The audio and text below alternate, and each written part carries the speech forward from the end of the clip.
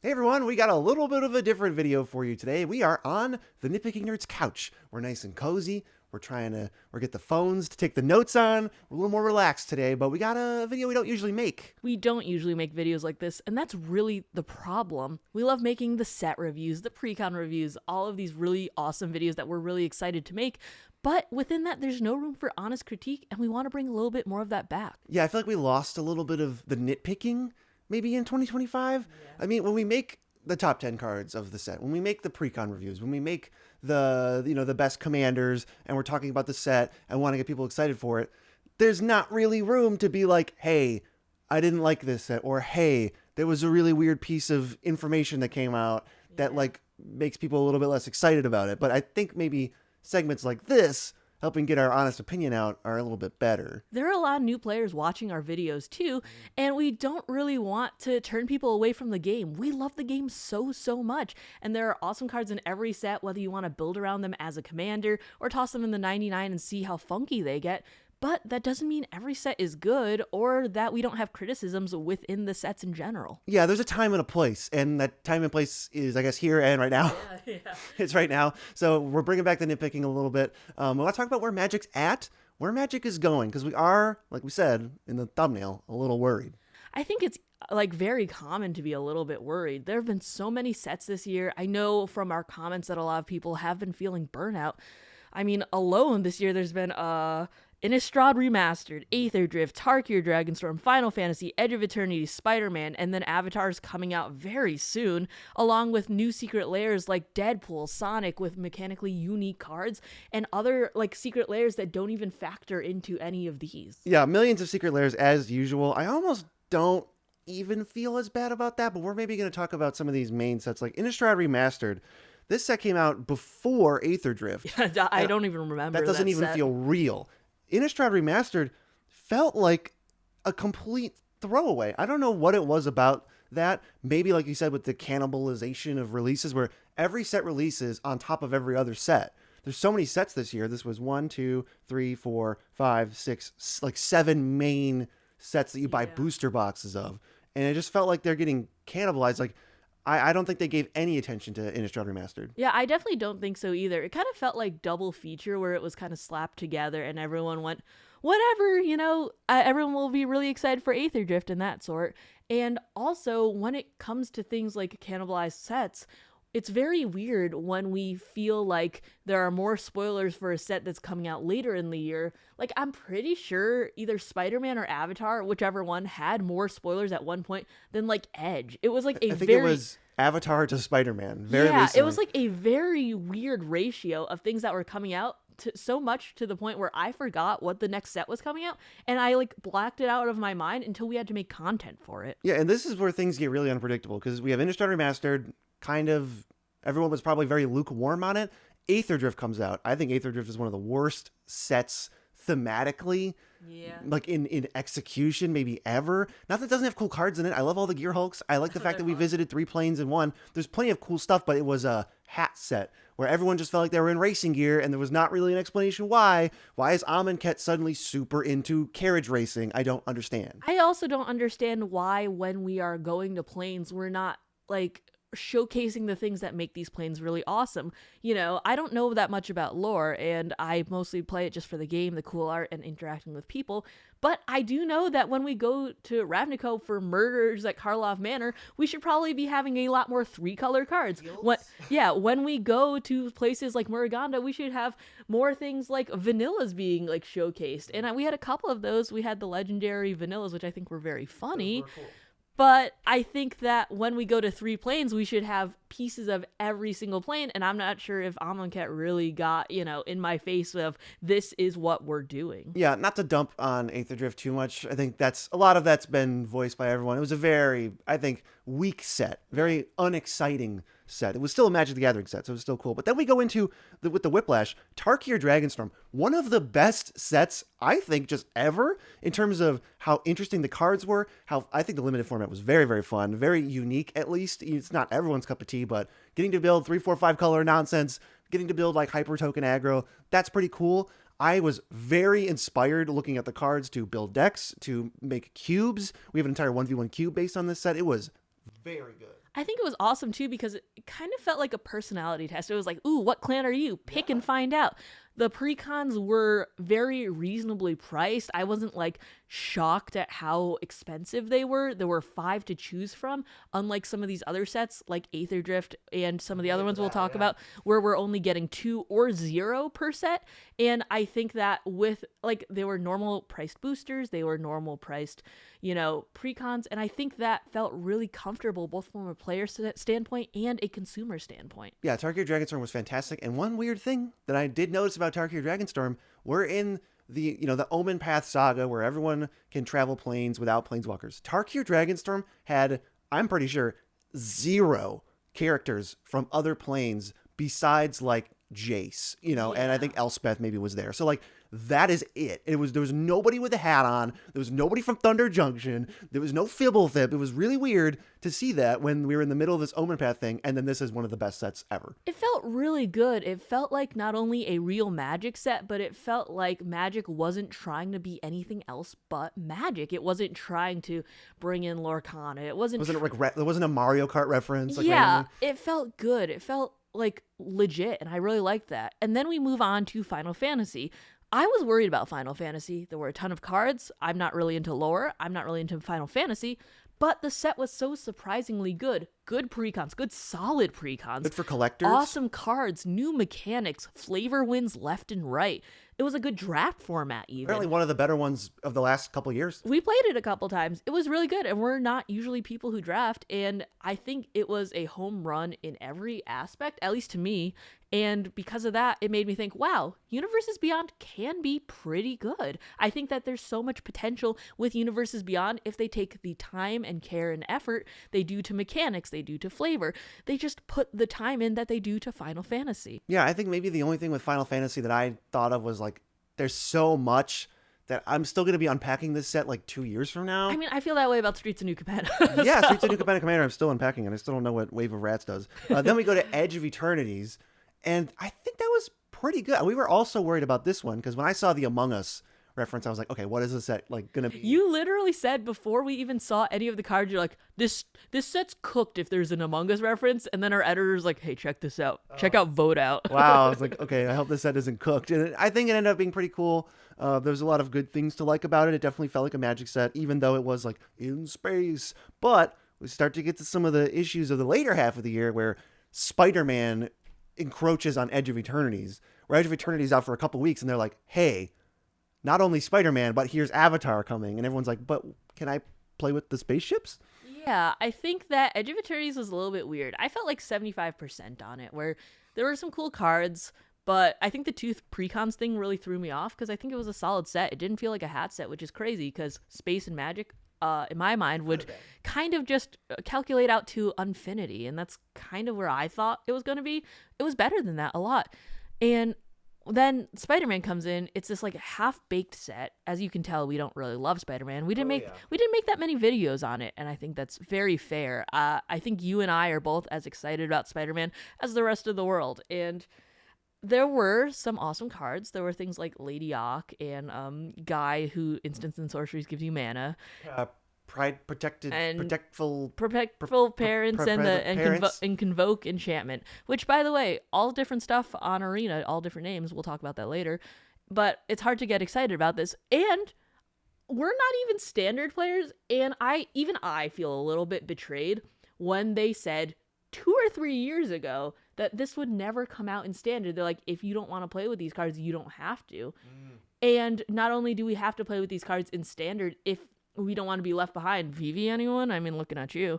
But there's also that in Arena, there's no in Magic version printed anywhere. It's only in Arena. So if you asked me what Bagels and Schmear is in Arena, I'm gonna have to tell you it's flavorful pastry or something. Yeah, and they didn't have the license for for Bagels and Schmear. They had to use perfected pastry. There's a lot of confusion with Spider-Man, which is kind of one of the main things, because this is what sparked sort of this feeling. I think a lot of people are like, oh my god, like this is too much. Like there's burnout. You're just blasting me with Spider-Man and Avatar spoilers at the same time. And Spider-Man's coming out, and it's this weird dual release that feels a little lazy. It feels a little pushed. I think there's a lot of speculation that feels justified where this set Spider-Man set feels like the aftermath of an epilogue booster from March of the Machine Aftermath, or like a Beyond booster from Assassin's Creed, neither of which went over well. Yeah.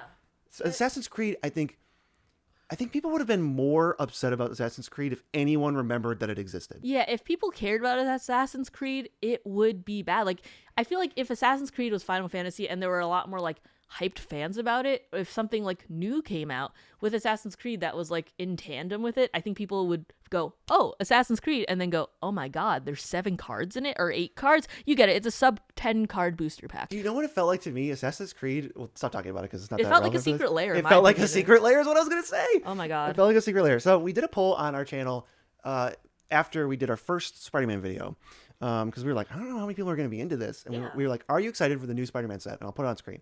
And it was 85% of at least our audience said no. And we got 10,000 responses on that. That's a lot. Like, the margin for error on that is razor thin at that point. But we're talking about our audience, you guys. So everyone watching this video, yeah, very, very low excitement. I got not hatred, more so just like apathy, or I am not excited. Yeah, and I feel like we also want to kind of voice the concerns of everyone else. Like, burnout is real, so we want to put our energy into quality videos that we're excited for, that you're excited for, that we can all relate and keep a positive attitude, because as we mentioned, there are cool cards in this set. I don't want to gloss this over because Spider-Man, it's Rush, I don't like it. That doesn't mean there's not cool cards, cool commanders, etc. Oh, I'm going crazy with Cube cards in this set. The hybrid cards are really, really good. Avatar is going to be sweet too for Cube, but like, there's a lot of low power, cool stuff. I like the pick 2 draft format. I will happily play a couple of them in paper. I think that's cool. We said like Lady Octopus, that card's moving prices right now. Like, cards are going up because people are building enough Lady Octopus decks and they want these weird artifact synergies. So like, some people care about it. I'm happy about that. The set just, I think, is genuinely rushed, and there's this weird lack of precons with a lot of some of the sets this year. Like, I am confused. I know that they touched on this. They said, hey, we were listening to some feedback about too many precons before, so now we're going to make less. But when we kind of look at Final Fantasy and Lord of the Rings, there's definitely like a money getting, a user acquisition sort of vibe to it, where like, hey, we make these sets because they're the most popular set every year. Aren't Commander Precons also in that? Like, wouldn't you just make a Commander Precon every single time because they like make money? Yeah, I think that it's kind of weird because when they say, I want user acquisition, I want to make money, and it's a business, of course. I'm not denying that. I think Wizards should do the best thing for their business. Magic's bigger now than it ever has been. Because it keeps you and I playing. It keeps, this game that we love in circulation, and we get new cards for it. And I'm really excited about that. But with the lack of precons, Commander is the most popular format. It's definitely not vintage or modern. Pre-modern? It's so tough to people get into Standard or Pop or something because you need to know the game, and a lot of people are coming in socially with friends in Commander. Precons are one of the best entry points to it. I got started in Commander with a precon. I started in Edgar in 2017 with Commander, and it's a good entry point where it's like, I want to play Tidus, I want to play Terra, and that's really cool. And I'm really excited for Avatar being 4 precons. I think that's a very flavor win. I think there's going to be some awesome new cards in there. I think it's going to hit. I think a lot of the driving force seems to be how many precons are there in a set. Yeah, but when we look at half-baked sets like Spider-Man, which are forced upon us in Standard, which have different stuff with names that we don't get in, like, out of universes in, when the booster packs are more money than the average booster pack, and then we don't get precons, I feel like nobody's really satisfied with a set like this. Even if you do like Spider-Man, I feel like the flavor isn't there, the player like consideration isn't there in any regard, whether that be the player as a player or the player as a consumer. Well, there's 2 different things, I think. When we talk about, the future of Magic, what we're worried about, there's like 2 different prongs to this. One of them is the Universes Beyond. Are the Universes Beyond sets going to be Final Fantasy, where they basically please everyone and the collectors are happy? People who have no clue what Magic the Gathering is learn the game, get the packs, play it, and then they sort of assimilate in eventually? Or is it going to be like Spider-Man, where there's $8 standard packs where no one really wants to buy it, and maybe it does still appeal to the collectors and people who never play Magic? That's fair. But then you just miss on the other half, whereas Final Fantasy was hitting both pretty well. It's striking a good balance. So that's the Universes Beyond issue. There's like, is it going to be Final Fantasy or Spider-Man? But then when we get to the universes within the normal Magic stuff, is it going to be Tarkir Dragonstorm, or is it going to be Aether Drift? At least in terms of my expectations for the future, I do think we've sort of communicated no more Aether Drift. And I think they know I hope they know. that that's not going to, like, we're But going to get more. I thought they knew that in MKM, where it's like, hey, stop doing the hat sets. We like your property. We play your property because we like your property. And yet they gave me Aether Drift. Marchesa's in not being the queen. She's wearing a cowboy hat. But I think that overall, I hate the gnawing feeling in my stomach when I have to look at a set and I go, it's a coin flip of whether I think this is going to be awesome or I'm going to dread thinking about this a year later. Yeah, that's true. I mean, we look to the future. We have a lot of feedback. We know they listen to feedback. So Wizards, I'm happy that, we have that. Yeah, absolutely. I think we're going to get less Thunder Junctions. I think we're going to get less Aether Drifts. Even Thunder Junction was like... Thunder Junction had cool cards there were cool cards in it. Just like the theme was ridiculous. I'm really excited for Lorwyn Eclipse. That got pushed back. Oh my god, I'm so excited. Unfortunately, but we're still getting it, and I'm pretty sure it's going to be amazing. Better late than never, right? I have a feeling with precons and some of what I've seen, it looks like they're paying a lot of attention to Limited. I think Avatar is going to hit on like Spider-Man. Okay. And then I think Lorwyn Eclipse is going to be... It has so much potential. It could be the next Dragonstorm easily, I think. And even though it feels like we're getting 50-50 bad and good sets, I'm optimistic, but like I have to still maintain a little bit of worry when we get Spider-Mans and when we get Assassin's Creeds and when we get Aether Drifts. I feel like as a player, I shouldn't have to guess whether a set is going to be good or bad half the time in the year. Like maybe we have a few middling sets, we have some highs, we have some lows. I think that's fair, but I shouldn't be riding on only high highs, low lows, and special foils to like kind of feed the progression of the game. I think that creates a lot of whiplash for me, for you guys. I would make sets, I would make videos all the time about really awesome sets like Tarkir Dragonstorm if we could. And if we did block still, I'm not saying we should go back to that, but if we did block still, we would be able to linger on these cards a little bit more. We'd be able to tell you more budget cards and stuff. But with this constant feed the cycle of new sets, like with Avatar coming out, even though Spider-Man just came out, then we don't get the chance to highlight things that we like about some sets. We don't get to highlight the things we dislike about sets. And just, we are in this endless feeding cycle of content and cards, both for me and you. For anyone. I mean, the amount of content being made is you're going to get a lot of the surface level stuff on every new set that comes out. But it's hard to dig deeper when the next set is already being spoiled. And it's like, well, okay, people want to see that. They're already available. So I guess Edge of Eternity's videos stop, and now you get the Spider-Man and the Avatar preview, videos. It's just like the cycle of infinite spoiler season, as it's called. I think we have to cool with that, because that is, I think, one of the most taxing parts of being a Magic player right now. Even if a set comes out and it's mediocre, I'm never going to be able to get back how much like stress and burnout I get from the constant previews. Yeah, and I think that with sets like this, it doesn't, like so many constant sets, it lets us flex our creative muscles a lot less, because I like doing most worth buying, obviously. I love doing like top 10 and looking at sets, showing you guys cool cards, showing you guys cool commanders, etc. I think that is awesome. But when new commanders, new cards, new stuff come out every single 6 weeks, I'd say 8 weeks, less. Every other week, at this point, I think it's tough not to sometimes look like a top 10 list channel or a top commanders channel when we are constantly having to feed into that cycle. So yeah, I like that. Bringing it back to more, we're bringing back the nitpicking and nitpicking nerds. We're bringing back more criticism, maybe in these couch videos. I don't know what form that's going to take. Yeah. This is currently a couch video. Do you have any thoughts? Yeah. I want to know from them, I guess. A couple questions for you guys. What do you think about where Magic is? I want to know that. Are you ready for us to be more honest, more nitpicking? That's going to be fun. I'm pretty excited about it. And are you ready for Avatar in 29 days?